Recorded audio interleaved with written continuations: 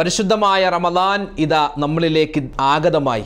ഇന്ന് റമദാൻ 1 നമ്മൾ വലിയ സന്തോഷത്തിലാണ്. നമ്മളൊക്കെ നോമ്പുകാരാണ്. ഒരു മുഅ്മിനായ മനുഷ്യന് ഒരിക്കലും നഷ്ടപ്പെടുത്താനാവാത്ത വലിയ ഒരു അസുലഭ മുഹൂർത്തമാണ്. അൽഹംദുലില്ലാ, ഇന്നത്തെ ദിവസം നമ്മൾ എന്തൊക്കെ കാര്യങ്ങൾ ശ്രദ്ധിക്കേണ്ടതുണ്ട്, ഇനിയുള്ള ദിവസങ്ങൾ എന്തൊക്കെ കാര്യം നമ്മൾ അറിഞ്ഞിരിക്കണം, മൊത്തത്തിലൊരു ചർച്ചയാണ് നമ്മൾ ഈ വീഡിയോ കൊണ്ട് ഉദ്ദേശിക്കുന്നത്. പരിശുദ്ധമായ റമദാനിൻ്റെ ആദ്യത്തെ 10 ദിവസങ്ങളിലാണ് നമ്മളുള്ളത്. എന്താണ് ഈ ആദ്യത്തെ 10 ദിവസത്തിൻ്റെ പ്രത്യേകത? പലരും ചോദിക്കുന്നുണ്ട്, ഉസ്താദെ, നമ്മുടെ നിസ്കാരവും നോമ്പും ഇതൊക്കെ കൊണ്ട് നമുക്ക് സ്വർഗത്തിൽ കടക്കാൻ പറ്റൂലേ? പിന്നെ എന്തിനാണ് ഈ റമദാൻ വരുമ്പോൾ ഒരുപാട് തന്നെ നമ്മൾ ദുആരക്കുന്നത്? പ്രത്യേകിച്ച് അല്ലാഹുമ്മ അർഹംനി യാ അർഹമർ റഹീമീൻ എന്ന ദുആയൊക്കെ ഇത്രയധികം അധികരിപ്പിക്കേണ്ട ആവശ്യമുണ്ടോ? അള്ളാഹുവിൻ്റെ റഹ്മത്തിനെ പറ്റി മുത്ത് റസൂല് പറഞ്ഞ ഒരു കാര്യം കേട്ടാൽ മതി, നമ്മൾ പിന്നെ ഈ ദുആ ഒരിക്കലും മറക്കില്ല. എന്താ അള്ളാഹിൻ്റെ ഹബീബ് അള്ളാഹിൻ്റെ റഹ്മത്തിനെ പറ്റി പറഞ്ഞത്?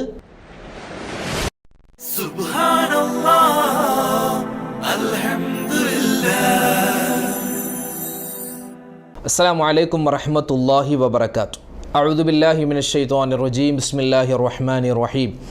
അൽഹംദുലില്ലാഹി വഖഫാ വസ്സലാമുൻ അലാ ഇബാദിഹില്ലദീന ഇസ്തഫാ അമ്മാ ബഅദ്. സ്നേഹ ബഹുമാനം നിറഞ്ഞ മുഅ്മിനീങ്ങളെ, അല്ലാഹു സുബ്ഹാനഹു വ തആല നമുക്കും നമ്മളോട് ബന്ധപ്പെട്ടവർക്കും നമ്മുടെ വീഡിയോകൾക്ക് താഴെ കമൻറ്റുകളായി ദുആ വസിയ്യത്ത് പറയുന്നവർ, അല്ലാതെ ഫോണിലൂടെ വിളിച്ചു പറയുന്നവർ, നേരിട്ട് പറയുന്നവർ, നമ്മളെ ഇഷ്ടപ്പെടുന്നവർ, നാം ഇഷ്ടപ്പെടുന്നവർ, നമുക്കെല്ലാവർക്കും അല്ലാഹു തആല ദുനിയാവിലും ആഖിറത്തിലും എല്ലാവിധത്തിലുള്ള ഖൈറുകളും എല്ലാവിധ ബറക്കാത്തുകളും നൽകുമാറാവട്ടെ. പരിശുദ്ധമായ റമദാൻ നമുക്കെല്ലാവർക്കും അല്ലാഹു തആല അനുകൂലമായ സാക്ഷിയാക്കുമാറാവട്ടെ. മരണപ്പെട്ടുപോയവർക്ക് അല്ലാഹു മഗ്ഫിറത്ത് നൽകട്ടെ. ആമീൻ. അൽഹംദുലില്ലാ, നമ്മളെല്ലാവരും പരിശുദ്ധമായ റമദാനിലേക്ക് ഇതാ കടന്നിരിക്കുകയാണ്. ഇന്ന് റമദാൻ ആദ്യത്തെ ദിവസം. നമ്മളെല്ലാവരും നോമ്പുകാരാണ്. ഇന്നലെ നിലാവ് കണ്ടതിൻ്റെ അടിസ്ഥാനത്തിൽ ഇന്നലെ ഇശാ നമസ്കാരം നമ്മളെല്ലാവരും പള്ളിയിൽ പോയി നമസ്കരിച്ചു, പുരുഷന്മാർ. അതിനുശേഷം ഇശാഇൻ്റെ സുന്നത്ത് നിസ്കരിച്ചു. ശേഷം തറാവീഹ് നമ്മളെല്ലാവരും കൂടി നിസ്കരിച്ചു. അത് കഴിഞ്ഞ് എല്ലാവരും സന്തോഷത്തോടു കൂടി ആദ്യത്തെ നോമ്പിൻ്റെ നിയ്യത്ത് വെച്ചു. പിന്നെ വിത്ർ നിസ്കരിച്ചു. പിന്നെ നമ്മുടെ വീട്ടിലേക്ക് കടന്നു വന്ന് നമ്മളെല്ലാവരും കുടുംബത്തോടൊപ്പം അല്പം ഭക്ഷണം കഴിച്ചിട്ടുണ്ടാകും. അത് കഴിഞ്ഞ് കിടന്നുറങ്ങി.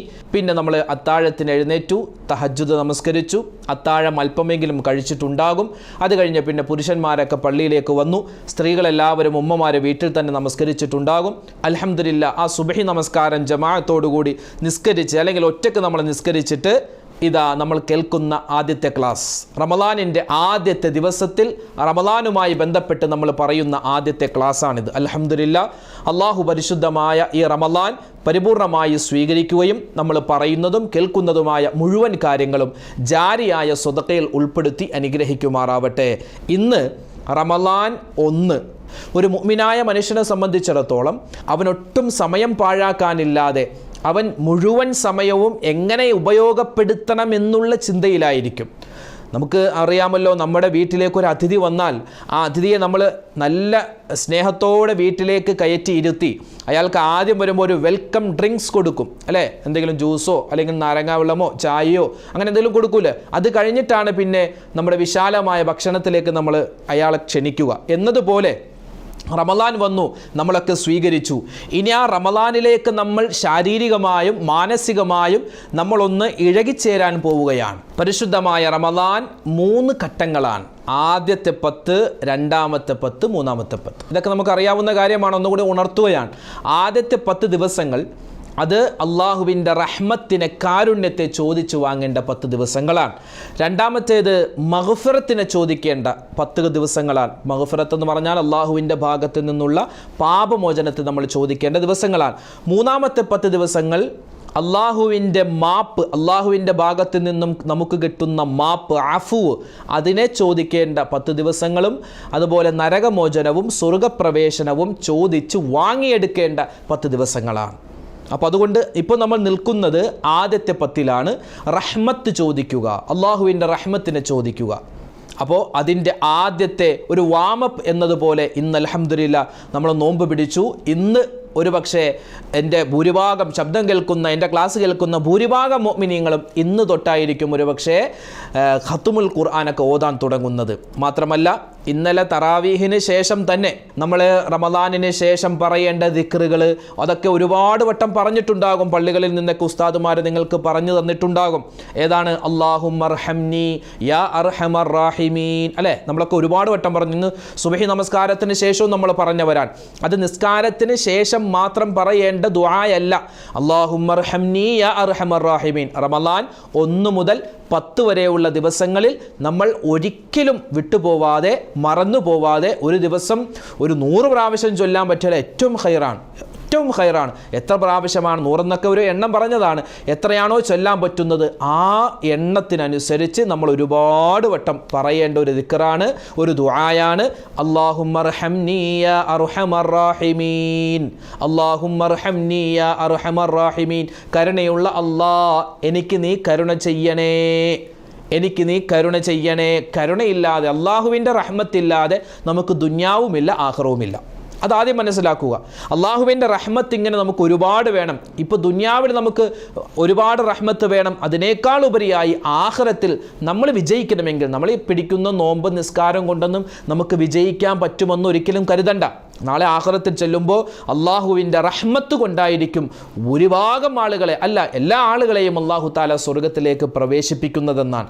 അള്ളാഹിൻ്റെ റസൂല് പോലും പറഞ്ഞു, ഇല്ലാ അയ്യതഗമ്മദനി അല്ലാഹു മിൻ റഹ്മത്തി, അള്ളാഹുവിൻ്റെ റഹ്മത്ത് കൊണ്ട് എന്നെ പൊതിഞ്ഞാലല്ലാതെ എനിക്കും രക്ഷയില്ല സുഹാബ എന്ന് നബി തങ്ങൾ പറഞ്ഞിട്ടുണ്ട്. എങ്കിൽ നമ്മൾ മനസ്സിലാക്കുക, ആ റഹ്മത്തിന് നമ്മൾ ചോദിക്കേണ്ട ഇനിയുള്ള സമയങ്ങൾ ഒരിക്കലും പാഴാക്കാൻ പാടില്ല. അപ്പോൾ അല്ലാഹുമ്മർഹംനി യാ അർഹമർ റാഹിമീൻ അത് നമ്മൾ ഒരുപാട് വട്ടം വർദ്ധിപ്പിക്കേണ്ടതാണ്. മാത്രമല്ല അഷ്ഹദു അല്ലാ ഇലാഹ ഇല്ലല്ലാഹ് അസ്തഗ്ഫിറുല്ലാഹ് അസ്അലുക്കൽ ജന്ന വ അഊദു ബിക മിനന്നാർ. ആയിഷ ബീവി ചോദിച്ചു, നബിയെ എന്താണ് റമദാനിൽ ഞാൻ കൂടുതൽ പറയേണ്ടത്? ആയിഷ 2 കലിമത്തുകൾ, കലിമത്താൻ, 2 കലിമത്തുകൾ അത് നീ പറയണം. ആ 2 കലിമത്തുകൾ അള്ളാഹുവിന് കേൾക്കാൻ ഭയങ്കര ഇഷ്ടമാണ്. പിന്നെ 2 കലിമത്തുകൾ പറയണം, അത് നമുക്ക് വേണ്ടിയുള്ള കലിമത്തുകളാണ്. ആദ്യത്തെ 2 കലിമത്ത് അള്ളാഹുവിന്, രണ്ടാമത്തെ കലിമത്തുകൾ, രണ്ടാമത്തെ വാക്യങ്ങൾ നമുക്ക് വേണ്ടിയുള്ളതാണ്. അഷ്ഹദു അല്ലാ ഇലാഹ ഇല്ലല്ലാഹ്, ആരാധനക്കർഹൻ അല്ലാഹു അല്ലാതെ മറ്റാരുമില്ല. അസ്തഗ്ഫിറുല്ലാഹ്, അല്ലാഹുവേ ഞാൻ ഇസ്തിഗ്ഫാർ തേടുകയാണ്. ഈ 2 കലിമത്തുകൾ അത് അല്ലാഹുവിന് ഭയങ്കര ഇഷ്ടമാണ്. പിന്നെയോ അസ്അലുക്കൽ ജന്ന, അല്ലാഹുവേ നിന്നോട് ഞാൻ സ്വർഗ്ഗത്തെ ചോദിക്കുകയാണ്. വ അഊദു ബിക മിനന്നാർ, കത്തിക്കാളുന്ന നരകത്തിൽ നിന്നും മോചനം ചോദിക്കുകയാണ്. ഈ 2 ദിക്റുകൾ അത് നമുക്ക് വേണ്ടിയുള്ളതാണ്, അല്ലേ? നമ്മൾ സ്വർഗത്തെ ചോദിക്കണം, നരകത്തിൽ നിന്ന് മോചനം ചോദിക്കണം. അപ്പോൾ ഈ 4 കലിമത്തുകൾ അടങ്ങുന്ന ഈ ഒരു ദുആ റമദാൻ 1 മുതൽ 30 വരെയുള്ള ദിവസങ്ങളിൽ എപ്പോഴും നമ്മൾ അധികരിപ്പിക്കേണ്ടതാണ്. റമദാനിൽ ഏറ്റവും കൂടുതൽ അധികരിപ്പിക്കേണ്ട ദുആ ഏതാണെന്ന് ഒരു ഉമ്മ ചോദിച്ചാൽ, ഒരു ഉപ്പ ചോദിച്ചാൽ എനിക്ക് മറുപടി പറയാനുള്ളത് അല്ല, പരിശുദ്ധമായ ഹദീസിലൂടെ പറയാനുള്ളത് അഷ്ഹദു അല്ലാ ഇലാഹ ഇല്ലല്ലാഹ് അസ്തഗ്ഫിറുല്ലാഹ് അസ്അലുക്കൽ ജന്ന വ അഊദു ബിക മിനന്നാർ. ഈ ദുആ ഒരുപാട് വട്ടം പറയണം, ഒരുപാട് അധികരിപ്പിച്ചുകൊണ്ടിരിക്കണം. പിന്നെയോ റമദാൻ ഇതാ അതിഥിയായി നമ്മളിലേക്ക് വന്നു കഴിഞ്ഞു. റമദാൻ ഇതാ വന്നു കഴിഞ്ഞു. ആ അതിഥിക്ക് ബുദ്ധിമുട്ടുണ്ടാകുന്ന, അതിഥിക്ക് ഒരു മടുപ്പുണ്ടാകുന്ന ഒരു പ്രവർത്തനം നമ്മുടെ കയ്യിൽ നിന്നും ഉണ്ടാവാൻ പാടില്ല. അപ്പോൾ പരിശുദ്ധമായ റമദാനിൻ്റെ ആദ്യത്തെ 10 ദിവസങ്ങൾ, അപ്പോൾ അല്ലാഹു തആല നമുക്ക് ഒരു ചാൻസ് കൂടി തരുകയാണ് അല്ലാഹുവിൻ്റെ റഹ്മത്തിനെ ചോദിക്കാൻ. ഇന്ന റഹ്മത്തി, നിശ്ചയമായും എൻ്റെ റഹ്മത്ത് ഗലബത്തു ഗലബി, അതായത് എൻ്റെ കോപത്തേക്കാൾ മികച്ചതാണ്. അള്ളാഹ് എന്ന് കേൾക്കുമ്പോൾ നമുക്ക് എപ്പോഴും അള്ളാഹ് ഒരു എന്താ പറയുക, എപ്പോഴും ശിക്ഷിക്കുന്നവൻ, ഒരു ഭീകരജീവി എന്നൊക്കെ ഒരു ചിന്തയായിരിക്കും പലപ്പോഴും ആളുകൾക്കുണ്ടാവുക. അങ്ങനെയല്ല, എപ്പോഴും അല്ലാഹു തആല നമ്മളോട് കരുണയുള്ളവനാണ്. അതുകൊണ്ട് തന്നെയാണല്ലോ അള്ളാഹുവിന് ഏറ്റവും കൂടുതൽ ഇഷ്ടമുള്ള 2 പേരുകൾ ബിസ്മില്ലാഹിർ റഹ്മാൻ, റഹ്മാൻ എന്ന പേരും അതുപോലെ റഹീം എന്ന പേരും. രണ്ടും കരുണയെ, അള്ളാഹുവിൻ്റെ കരുണയെ അറിയിക്കുന്ന പേരുകളാണ്. അപ്പോൾ പ്രത്യേകിച്ച് പരമാവധി സ്വലാത്തുകൾ അധികരിപ്പിക്കുക. ഉസ്താദ്, റമദാനിൽ അതിന് സ്വലാത്ത് ചൊല്ലേണ്ട മാസമാണോ? അതെ, റമദാനിലും സ്വലാത്തുകൾ അധികരിപ്പിക്കണം. മാത്രമല്ല ഒരുപാട് ദിക്റുകൾ അധികരിപ്പിക്കണം, ദുആകൾ, സ്വദഖകൾ, നമുക്ക് എന്തെല്ലാം പറയാൻ പറ്റുമോ. പരിശുദ്ധമായ ഖുർആൻ, ഖത്മുൽ ഖുർആൻ ഓതാൻ പറ്റിയ ദിവസമാണ്. പ്രത്യേകിച്ച് ഇപ്പോൾ റമദാനിലാണല്ലോ നമ്മൾ ഖത്തുമുൽ ഖുർആൻ കൂടുതലായി ഓതുന്നത്.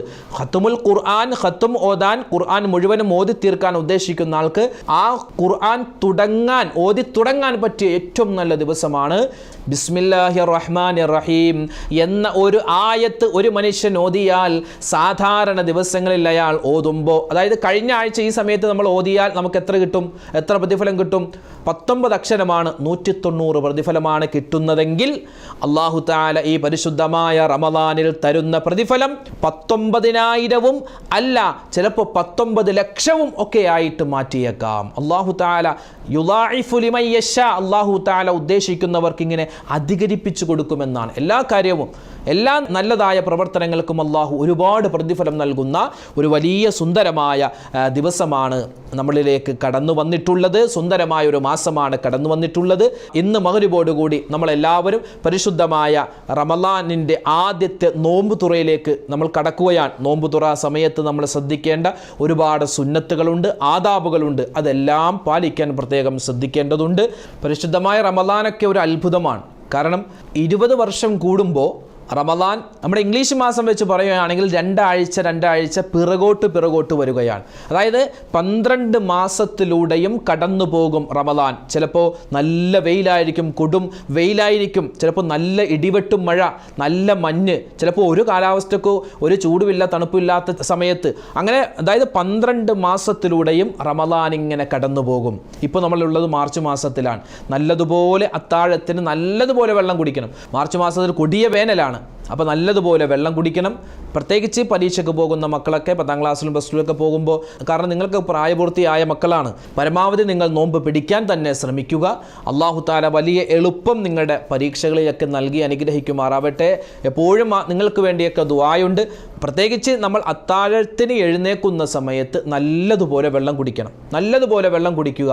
മാത്രമല്ല നിർജ്ജലീകരണം ഒഴിവാക്കാൻ നമ്മൾ പ്രത്യേകം ശ്രദ്ധിക്കണം. പരമാവധി വെയിലിലൂടെയൊക്കെ ആയിരിക്കുമല്ലോ പോകുന്നത്, അപ്പോൾ കുട പിടിച്ചു പോവുക, അല്ലെങ്കിൽ നിങ്ങൾ വാഹനത്തിൽ പോകാൻ പറ്റുമെങ്കിൽ വേഗത്തിൽ വാഹനത്തിൽ പോവുക. പരമാവധി വെയിലിൽ നിൽക്കുന്ന ആ ഒരു സാഹചര്യം ഒഴിവാക്കാൻ ശ്രദ്ധിക്കുക. പടച്ചോൻ ഈ നോമ്പൊക്കെ തരുന്നത് നമ്മളെ ബുദ്ധിമുട്ടിക്കാനോ പ്രയാസപ്പെടുത്താനോ അല്ല, നമ്മളെ ഒന്ന് ശാരീരികമായും മാനസികമായും ഒന്ന് നന്നാക്കിയെടുക്കാനാണ്. റമദാൻ വന്നിട്ടും നമ്മൾ ശാരീരികമായി ഒന്നും നന്നായില്ല, അല്ലെങ്കിൽ മാനസികമായിട്ടും നന്നായില്ല എങ്കിൽ പിന്നെ നമ്മൾ എന്ന് നന്നാവും? പ്രത്യേകിച്ച് നോമ്പ് തുറക്കുന്ന സമയത്തൊക്കെ എന്തോ ഒരു വാശിപ്പുറത്തിങ്ങനെ കഴിക്കുന്നത് പോലെ അങ്ങനെയൊന്നും ഭക്ഷണമൊന്നും കഴിക്കാൻ പാടില്ല. ഇപ്പോൾ ഇന്ന് റമദാൻ 1 നോമ്പ് തുറക്കുന്ന സമയത്ത് ഒരിക്കലും സമൂസ കൊണ്ട് നോമ്പ് തുറക്കരുത്. സമൂസ കൊണ്ടല്ല നോമ്പ് തുറക്കേണ്ടത്, അല്ലെങ്കിൽ ചായ കൊണ്ടല്ല നോമ്പ് തുറക്കേണ്ടത്, അല്ലെങ്കിൽ ജ്യൂസ് കൊണ്ടല്ല നോമ്പ് തുറക്കേണ്ടത്. ചിലപ്പോൾ ഉന്നക്കായ ഉണ്ടാകും, അതുപോലെ തന്നെ പഴംപൊരി ഉണ്ടാകും, അതുപോലെ കട്ട്ലേറ്റ് ഉണ്ടാകും. അതുകൊണ്ടൊന്നുമല്ല നോമ്പ് തുറക്കേണ്ടത്. ഒന്നുകിൽ ഈത്തപ്പഴം കൊണ്ടോ കാരക്ക കൊണ്ടോ, അല്ലെങ്കിൽ തനിച്ച പച്ചവെള്ളം ഉണ്ടാവുമല്ലോ, ആ പച്ചവെള്ളം, അതും നല്ല ചൂടുള്ളതും പാടില്ല, നല്ല തണുപ്പുള്ളതും പാടില്ല. സാധാ നോർമലായ പച്ചവെള്ളം കൊണ്ട് തുറക്കലും അതൊക്കെയാണ് നല്ലത്. ഒന്നുകിൽ പച്ചവെള്ളം കൊണ്ടോ, അല്ലെങ്കിൽ കാരക്ക, ഈത്തപ്പഴം, ഇതുപോലുള്ള ഈ 3 വസ്തുക്കളിൽ ഏതെങ്കിലും ഒന്നുകൊണ്ട് നോമ്പ് തുറക്കലാണ് ഏറ്റവും അഫ്ളൽ. അത് കഴിഞ്ഞിട്ടാവാം എന്ത് നമുക്ക് സമൂസ കഴിക്കലും. സമൂസ ഒന്നും കഴിക്കണ്ട എന്ന് ഞാൻ പറയുന്നില്ല, നമ്മൾ നോമ്പാണല്ലോ, നോമ്പിൻ്റെ ഒരു സിമ്പിൾ തന്നെയാണ് എന്ത് സമൂസ എന്നുള്ളത്. പ്രത്യേകിച്ച് മലയാളികളെ സംബന്ധിച്ചിടത്തോളം ഏത് ജില്ലയിൽ പോയാലും ഉണ്ടാകും ഈ സാധനം. എന്തുമാവട്ടെ, അത് കഴിക്കണ്ട എന്ന് പറയുന്നില്ല, അത് എണ്ണയിലൊക്കെ പൊരിക്കുന്നതാണ്. അപ്പോൾ അത് പരമാവധി ഒഴിവാക്കാൻ പറ്റുന്നവർക്ക് ഒഴിവാക്കാം. ഇല്ലെങ്കിൽ നമ്മൾ ഹെവി ആയിട്ട് ഫുഡ് കഴിക്കുന്ന സമയത്ത് ആ സമയത്ത് നമുക്ക് ഉൾപ്പെടുത്താൻ പറ്റുന്നതാണ്. അല്ല നോമ്പ് തുറന്ന ഉടൻ തന്നെ അത് കഴിക്കുമ്പോൾ ആ 13 മണിക്കൂർ അല്ലെങ്കിൽ 12 മണിക്കൂർ ഒന്നുമില്ലാതെ നമ്മുടെ ശരീരത്തിൻ്റെ ഉള്ളിലുള്ള കുടലുകളും അതുപോലെ വൃക്കയും കരളൊക്കെ ഇങ്ങനെ കാത്തിരിക്കുമ്പോൾ ചെല്ലുന്നത് നല്ല എണ്ണ പലഹാരമാണെങ്കിൽ അവർക്കത് ബുദ്ധിമുട്ടാണ്. അവർക്കെന്ന് പറഞ്ഞാൽ നമുക്ക് തന്നെയാണ് ബുദ്ധിമുട്ട്. അവർക്കത് ദഹിപ്പിക്കാൻ പ്രയാസമാണ്, അതുവഴി വലിയ രോഗങ്ങൾ ഉണ്ടാവാൻ കാരണമാണ്. ഇതെൻ്റെ വകയായിട്ട് പറയുന്നതല്ല, ഇന്ന് ഡോക്ടർമാരെല്ലാം നമുക്ക് നൽകുന്ന നിർദ്ദേശമാണ്. അതുകൊണ്ട് നോമ്പ് തുറക്കുന്ന സമയത്ത് ശ്രദ്ധിക്കണം. പിന്നെ അത്താഴം കഴിക്കാതെ ഒരൊറ്റ വാശിക്കൊരു കിടത്തം, ആരെയും തോപ്പിക്കാനല്ലല്ലോ അത്താഴം കഴിക്കുന്നതും നോമ്പ് പിടിക്കുന്നതും, നമുക്ക് വേണ്ടി തന്നെയാണ്. അപ്പോൾ അത്താഴം കഴിക്കൽ സുന്നത്താണ്, നോമ്പുതുറ വേഗത്തിലാക്കൽ സുന്നത്താണ്. ഇൻഷാ അല്ലാഹ് ഒരുപാട് കാര്യങ്ങൾ ഇനിയും പറയാനുണ്ട്. ഇത് ആദ്യത്തെ ദിവസം, റമദാനിൻ്റെ പ്രഥമ ദിവസത്തിലാണ് നമ്മളുള്ളത്. അപ്പോൾ ഇന്ന് മുതൽ നമ്മൾ ശ്രദ്ധിക്കേണ്ട കാര്യങ്ങളാണ് ഏകദേശം പറഞ്ഞിട്ടുള്ളത്. നേരത്തെ തന്നെ പള്ളിയിലേക്ക് പോകാൻ ശ്രദ്ധിക്കുക. മരണപ്പെട്ടു പോയവർ സിയാറത്ത് ചെയ്യാൻ മറന്നു പോവണ്ട. അതുപോലെ തന്നെ കുറച്ച് സ്വതക്ക എപ്പോഴും നമ്മുടെ കയ്യിൽ കരുതിയിരിക്കുക. ഏതെങ്കിലും ഒരു സാധുക്കൾ, അർഹതപ്പെട്ട ആളുകൾ വരുമ്പോൾ അവർക്ക് കൊടുക്കാമല്ലോ. അപ്പോൾ ഈ സ്വതക്കയുടെ കാര്യം പ്രത്യേകം ശ്രദ്ധിക്കണം. പിന്നെ നോമ്പ് തുറയുമായി ബന്ധപ്പെട്ട കാര്യങ്ങൾ നമ്മൾ പറഞ്ഞു. പിന്നെ അത്താഴത്തിൻ്റെ കാര്യം പ്രത്യേകം ശ്രദ്ധിക്കുക. ഈ കാര്യങ്ങളൊക്കെ ശ്രദ്ധിച്ച് വളരെ നല്ല ഉഷാറായി അൽഹംദുലില്ലാ ഈ റമദാനിനെ നമ്മൾ സ്വീകരിക്കുന്നു. അതുപോലെ തന്നെ ഇതിനെ നല്ല രൂപത്തിൽ തന്നെ യാത്രയയക്കാനും നമ്മൾ പ്രത്യേകം ശ്രദ്ധിക്കുക. റമദാനിൻ്റെ എല്ലാ ആദാബുകളും മര്യാദകളും നമ്മൾ പാലിക്കേണ്ടതുണ്ട്.